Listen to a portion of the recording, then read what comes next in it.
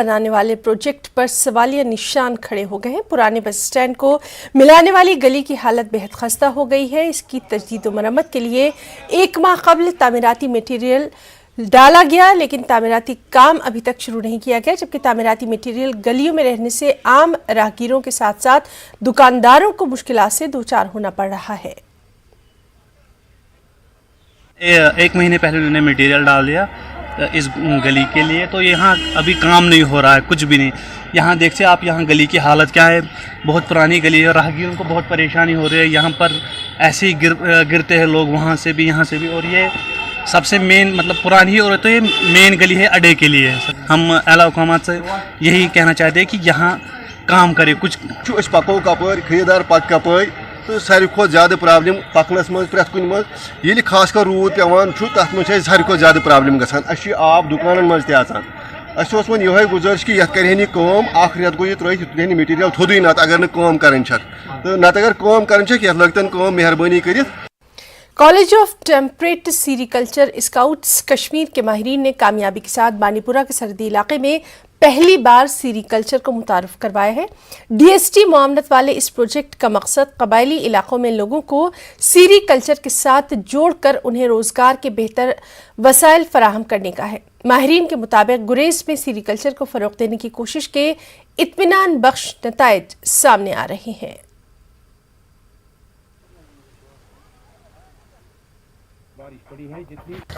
वक्त पर ये मिलने पर यहाँ लोगों का रोजगार बन जाएगा और हम कोशिश करते हैं इनको ज़्यादा से ज़्यादा उगाने के लिए। और यहाँ ज़मीन भी बहुत कुछ अवेलेबल है। इस साल थोड़ा मौसम की नासाज हालत होने की वजह से ये पौधे कम हो गए, फिर भी उगे हैं हमारे पास पौधे।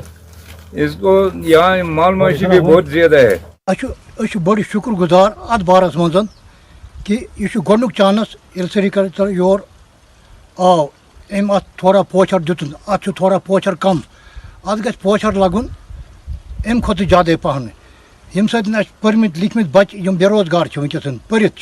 इस प्रोजेक्ट के सिलसिले में हमने यहाँ पे कुछ प्लांटेशन ड्राइव की थी। हमने 3000 प्लांट्स इन फर्स्ट इंस्टेंस यहाँ लगाए थे। आज उनका डाटा कलेक्ट किया हमने एंड अल्हम्दुलिल्लाह 60 to 70% सर्वाइवल है।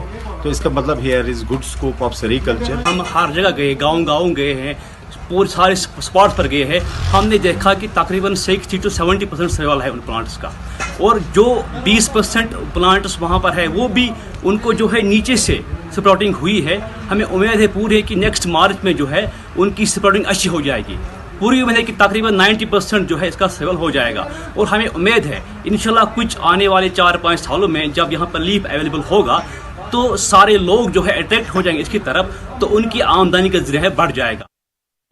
हिंदुस्तानी फौज 4RR ने GHSS ढिटकी गंदुआ के तमाम तलबा और इलाके के मकामी लोगों में तिरंगा तकसीम किया। फौजी जवानों ने हाई स्कूल ढिटकी में तिरंगा रैली निकाली और हिंदुस्तानी परचम की अहमियत के बारे में बताया। इस मौके पर BDC के चेयरमैन भिलिसा चौधरी हनीफ और मकामी सरपंच हाजी लतीफ़ भी स्कूल के बच्चों के साथ मौजूद रहे।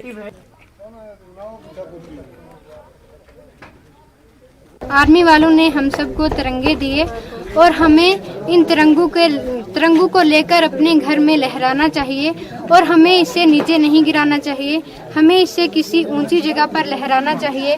तिरंगा हमारी देश की शान है, इसकी हमें रिस्पेक्ट करनी चाहिए। और ये तिरंगा जो है ये हिंदुस्तान की शान है, हिंदुस्तान के उन लोगों की शान है और उन लोगों की याद में ये तिरंगा बनाया जा रहा है जिनकी कुर्बानी लाके हाई स्कूल ढिटकाई के अंदर साइलेंट विलेज इन्होंने अडॉप्ट किया हुआ है आर्मी ने। और पहले यहाँ से आर्मी ने भी यहाँ से शुरू किया कि तिरंगा हम, क्योंकि हमने ये अडॉप्ट किया हुआ है और 4RR ने इस गांव को, तो इसीलिए यहाँ से तो मेरा मैसेज रहेगा कि हर आदमी को इस पे अमल करना है और अपनी देशभक्ति का सबूत देना है। हमने एक और अहम खबर, फरीज़ा हज की तकमील के बाद हिंदुस्तानी हुज्जाज कराम की वापसी का सिलसिला भी मुकम्मल हो गया है।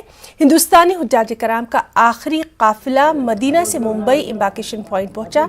इस फ्लाइट में तकरीबन 377 लोग मुंबई पहुंचे। इस फ्लाइट के साथ हज ऑपरेशन बराए 2022 मुकम्मल हो गया। तो खबरों में फिलहाल इतना ही। आदाब।